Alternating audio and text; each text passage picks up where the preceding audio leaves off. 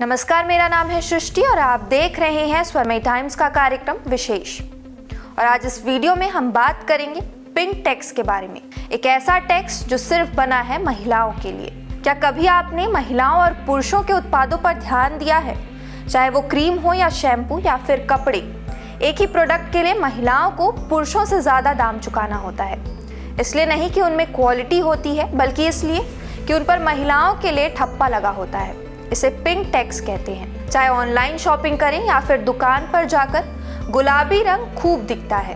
Perfume की गुलाबी बोतल से लेकर गुलाबी लिपस्टिक या बच्चियों के लिए गुलाबी खिलौने, बाजार की माने तो ये औरतों का रंग है। सालों पहले हुई एक स्टडी ने दावा किया कि गुलाबी के शेड्स देखने पहनने से दिमाग शांत रहता है, तो बाजार ने औरतों के हर प्रोडक्ट को इसी रंग में बना दिया। इस पर दशक भर से काफी बखेड़ा भी हो रहा है। ये बात तो शायद लगभग सभी जानते होंगे, लेकिन पिंक टैक्स भी है जो बहुत चुपके से महिलाओं को गरीब बना रहा है। अब जान लेते हैं कि क्या है ये पिंक टैक्स। ये कोई असल टैक्स नहीं, बल्कि वो कीमत है जो औरतें अपने औरत होने की वजह से भर रही हैं। इसमें किसी खास प्रोडक्ट पर अगर फॉर वुमेन लिख दिया जाए तो कीमत ज़्यादा हो जाएगी। अगर वो क्रीम है तो बताया जाएगा कि उसमें हार्मफुल केमिकल्स नहीं हैं, ताकि महिलाओं की त्वचा मुलायम बनी रहे। तो क्या पुरुषों के लिए जानकार ऐसे उत्पाद बनाते हैं कि उनकी स्किन सख्त और खुरदुरी हो जाए? ना तो यह सवाल किसी ने पूछा, ना ही इसका जवाब किसी के पास है। ऐसे ही अगर हम कपड़े देखें तो उनकी कीमत में भी फर्क दिखता है।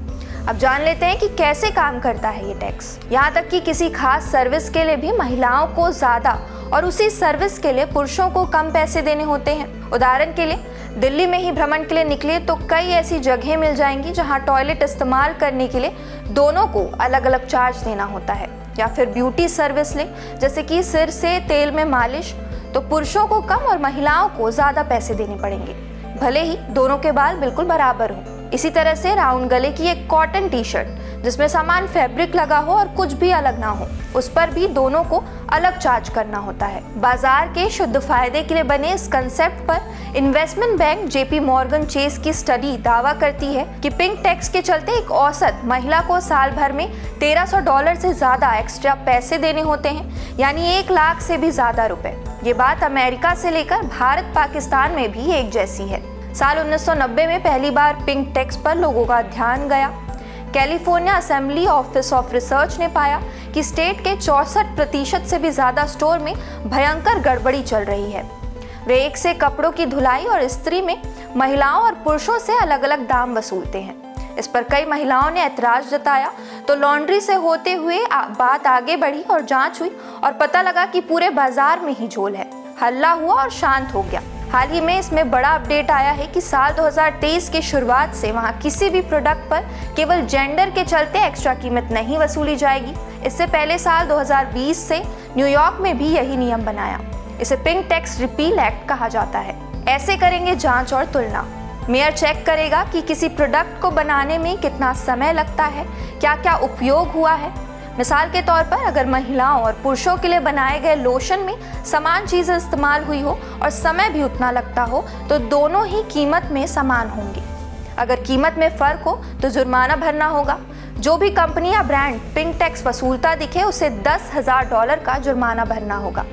इसके बाद भी अगर उसने नियम तोड़ा तो $1 लाख की पेनल्टी लगेगी। उम्मीद जताई जा रही है कि इससे महिलाएं सालाना लाखों रुपए बचत कर सकेंगी। अब जान लेते हैं कि कौन से उत्पादों पर अनजाने में ज़्यादा पैसा दे रहे हैं। इसकी वैसे तो बहुत लंबी लिस्ट है, लेकिन कुछ ऐसी चीज़ें हैं जो बिल्कुल सामने दिख जाएंगी, जैसे deo, hair care products, body wash और लोशन। जैसे कॉस्मेटिक की कीमत में एक खासा अंतर दिखता है।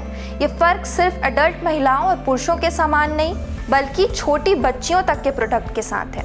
उनकी फ्रॉक और खिलौने भी उनके हम उम्र बच्चों से महंगे होते हैं। न्यूयॉर्क सिटी के मेयर और बाकी स्टाफ ने बाजार के अलग अलग प्रोडक्ट्स की तुलना की, जिसमें पाया कि सिर्फ रंग और खुशबू के अलावा ज़्यादातर चीज़ों में कोई फ़र्क नहीं होता।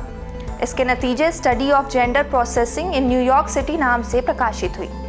इंटरनेशनल लेबर ऑर्गेनाइजेशन के मुताबिक पहले से ही पे गैप यानी असमान वेतन की परेशानी से जूझ रही महिलाओं पर ये दोगुनी मार है।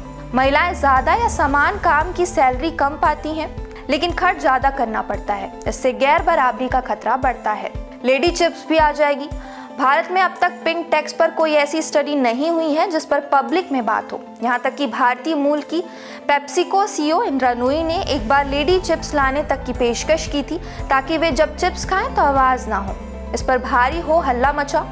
यहाँ तक कि चिप्स के एक ब्रांड ने विरोध में कैंपेन तक चला दिया, जिसके बाद प्रपोजल पर दोबारा कोई बात नहीं हुई। लेकिन वो चिप्स मार्केट में आ जाता तो बेआवाज खाने के लिए भी महिलाएं एक्स्ट्रा पैसे चुका रही होती। आज के इस एपिसोड में इतना ही। अगर आपको ये वीडियो पसंद आया हो तो इसे लाइक कीजिए, कमेंट कीजिए, चैनल को सब्सक्राइब कीजिए। आप देख रहे थे स्वरमय टाइम्स का कार्यक्रम विशेष।